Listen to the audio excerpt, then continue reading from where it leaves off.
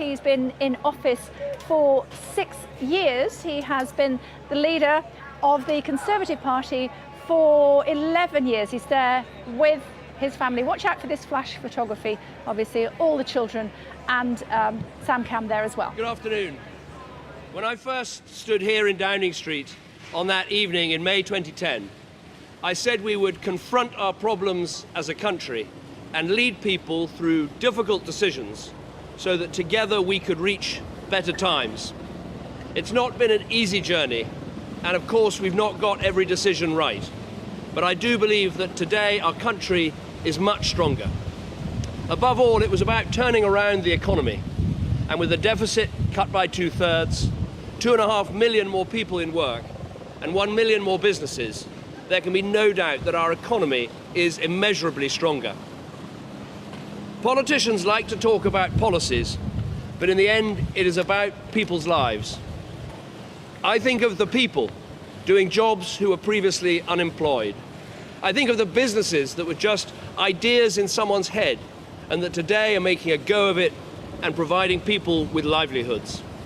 I think of the hard-working families paying lower taxes and getting higher wages because of the first ever national living wage.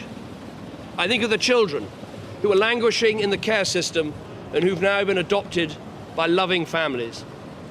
I think of the parents now able to send their children to good and outstanding schools, including free schools, that simply didn't exist before. I think of over 200,000 young people who've taken part in National Citizen Service, the fastest growing youth programme of its kind in the world, something that again wasn't there 6 years ago. I think of the couples who've been able to get married who weren't allowed to in the past. And I think of the people on the other side of the world who wouldn't have had clean drinking water, the chance to go to school, or even be alive, were it not for our decision to keep our aid promises to the poorest people and the poorest countries in our world. And we've used our stronger economy to invest in our health service. When I walked in there were 18,000 people waiting over a year for their operation. Today, it's just 800. Too many, still too long, but our NHS is a national treasure and one whose staff perform miracles, as I've seen, every day. And we've strengthened our nation's defences with submarines, destroyers and frigates, and soon aircraft carriers rolling out of our shipyards to keep our country safe in a dangerous world.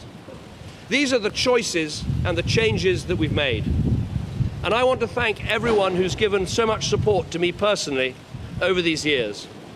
The incredible team at Number 10, the civil servants whose professionalism and impartiality is one of our country's greatest strengths, and my political advisors, some of whom have been with me since the day I stood for my party's leadership 11 years ago. I want to thank my children, Nancy, Elwyn and Florence, for whom Downing Street has been a lovely home over these last 6 years. They sometimes kick the red boxes full of work. Florence, you once climbed into one before a foreign trip and said, "Take me with you." Well, no more boxes. And above all, I want to thank Samantha, the love of my life. You have kept me vaguely sane, and as well as being an amazing wife, mother and businesswoman, you have done something every week in that building behind me to celebrate the best of voluntary service in our country. We will shortly be heading to Buckingham Palace to see Her Majesty the Queen, where I'll tender my resignation as Prime Minister. And I would advise Her Majesty to invite Theresa May to form a new administration. I'm delighted that for the second time in British history, the new Prime Minister will be a woman, and once again, a Conservative. I believe Theresa will provide strong and stable leadership in fulfilling the Conservative manifesto on which we were elected, and I wish her well in negotiating the best possible terms for Britain's exit from the European Union. Let me finish by saying this. The spirit of service is one of this country's most remarkable qualities. I've seen that service day in, day out in the incredible work of our armed forces, our intelligence agencies, and our police. It is something I always knew, but as Prime Minister, you see it so directly that it blows you away. And of course, writing those heartbreaking letters to the families who've lost loved ones, is a poignant reminder of the profound scale of what these men and women give for us in the defense of our freedoms and our way of life. We must never forget that. In a different way, I've seen the same spirit of service in the amazing contributions of countless volunteers in communities up and down our country who are making our society bigger and stronger. And I'm proud that every day for the past 2 years, I've used the office of Prime Minister in a non-political way to recognise and thank almost 600 of them as points of light whose service can be an inspiration to us all. For me, politics has always been about public service in the national interest. It is simple to say, but often hard to do. But one of the things that sustains you in this job is the sense that, yes, our politics is full of argument and debate, and it can get quite heated. But no matter how difficult the decisions are, there's a great sense of British fair play, a quiet but prevailing sense that most people wish their Prime Minister well and want them to stick at it and get on with the job.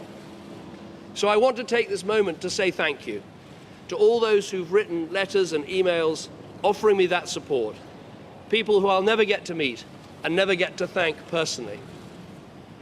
It has been the greatest honour of my life to serve our country as Prime Minister over these last 6 years, and to serve as leader of my party for almost 11 years. And as we leave for the last time, my only wish is continued success for this great country that I love so very much. Thank you.